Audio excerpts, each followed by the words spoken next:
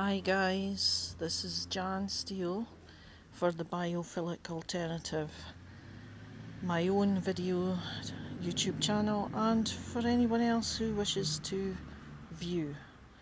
I'm sitting out here in my back garden and Max has followed me out, and I'm about to do a few bite-sized videos on what you can find in your garden that you can use for magical and herbal uses. I'm just looking around my feet at the moment, and we have daisy, and we have purple clover and white clover, and over here we have buttercup and dock. Oh, so many. Looking for plantain. Where did I see that? Let me think. I know where there's a really good one.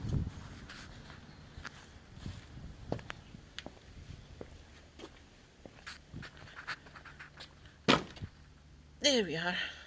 Not to be confused with plantain that is often used in Caribbean cooking and looks like a banana. Right, today I'll be focusing on my beech tree and the gorse and the broom that grows around it. As you can see, she's a stunning specimen.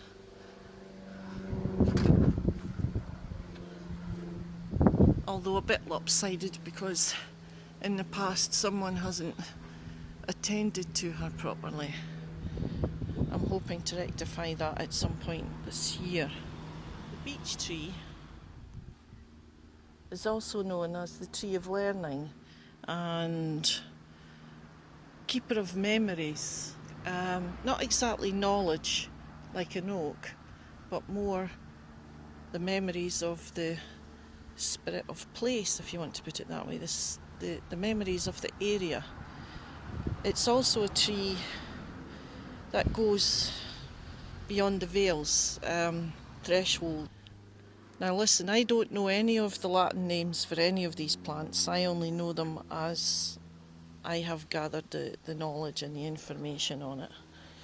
I'm not a surgeon, a lawyer or a doctor, so I don't need to know Latin. I don't use it everyday language or even to write with. Here we have the gorse.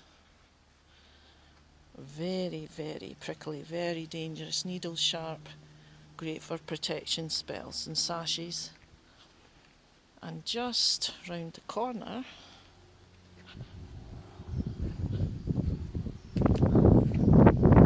we have some broom. And the broom, in this area anyway, was used to make brooms with. But this is too late in the year.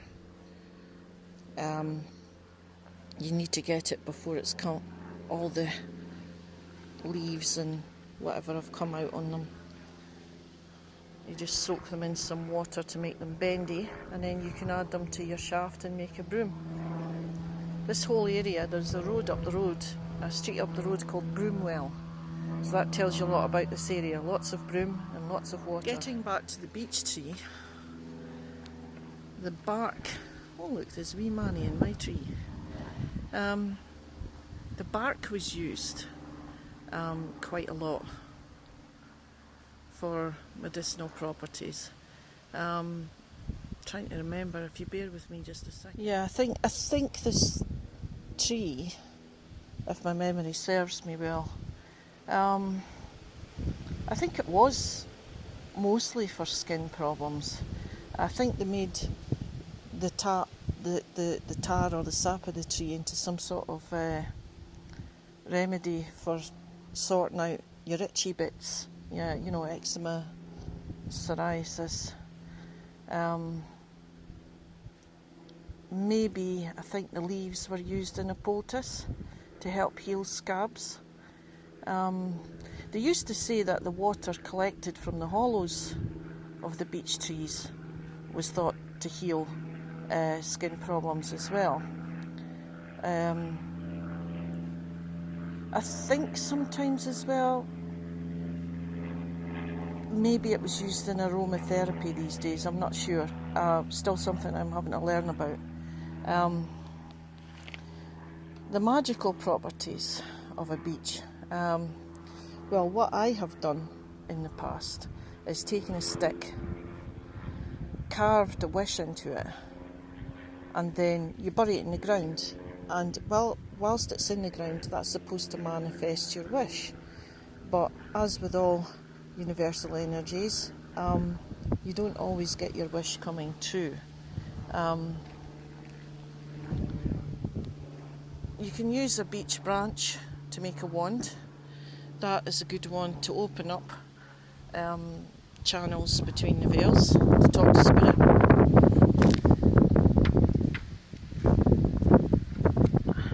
Or even to chat with your deity. I'm getting...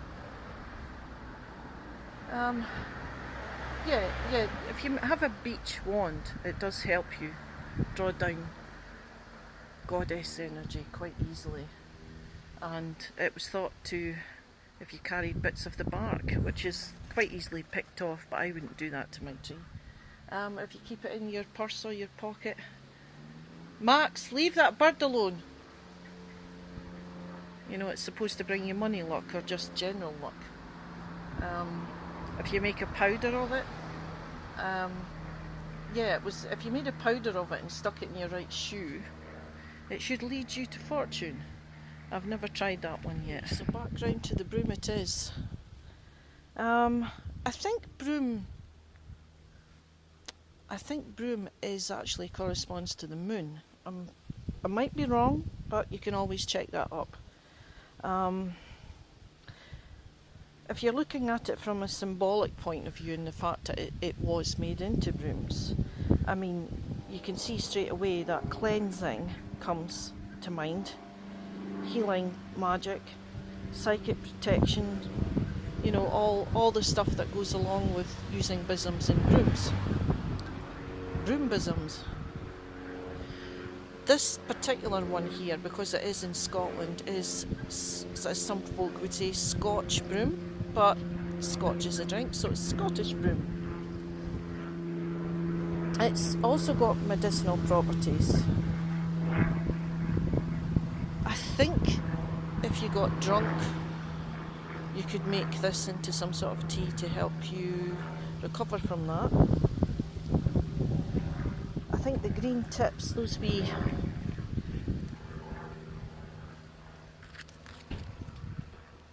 green tips there.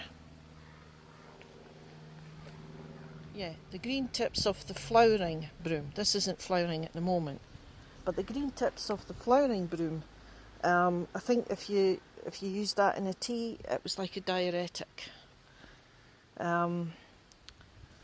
You know, I think it could also be used as an emetic. You know, just to make you bring stuff up, make you vomit.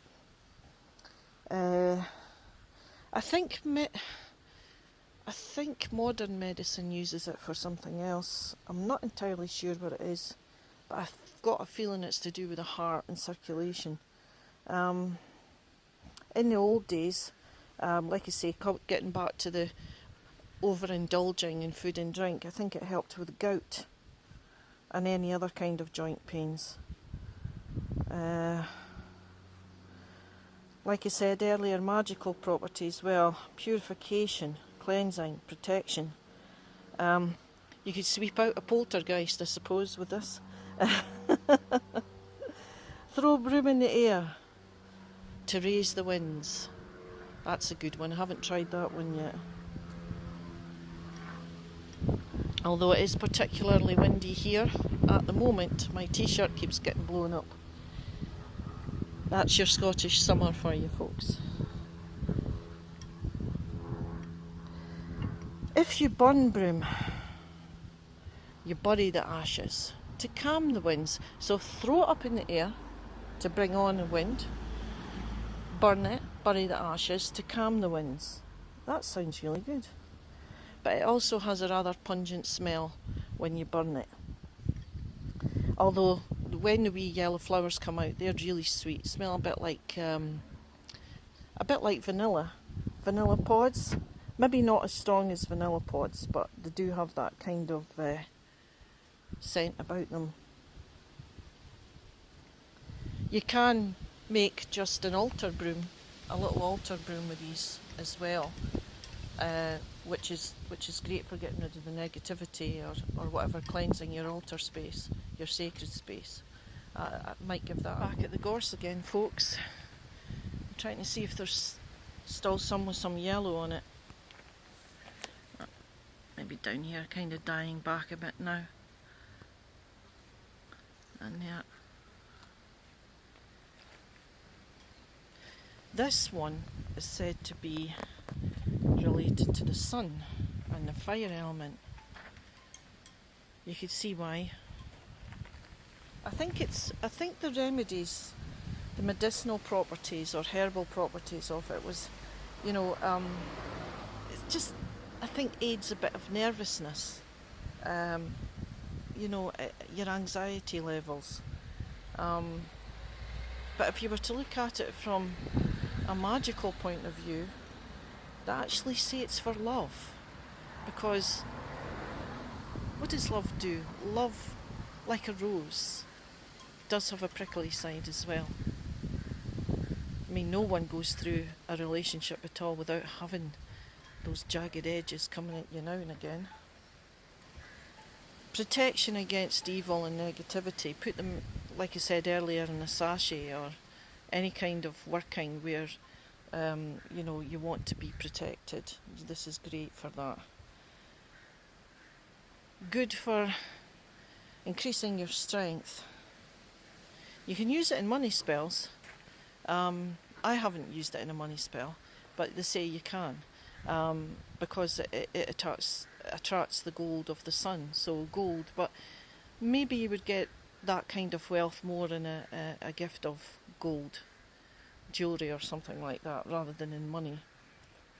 They also say when gorse is in bloom, kissing is in season. I've no one here to kiss, I'm on my own at the moment. But it doesn't seem to be very much in bloom at the moment. Maybe soon. It's always got some yellow at some time on it. Around here, grow it as wind protection. Instead of building a fence, they'll just grow this. What's going to go through that? I mean, you can see how dense that is just round my tree. And all the old cunning women would hang their washing on a gorse hedge. All their clean laundry would go out on here. It would take quite a mighty wind to knock it off of that. I love this plant. I love my tree, and I love my garden and all the wee bits and bobs that are in it. But I'll continue on the next one, probably with buttercup, daisy and clover. So until then, blessings. Bye.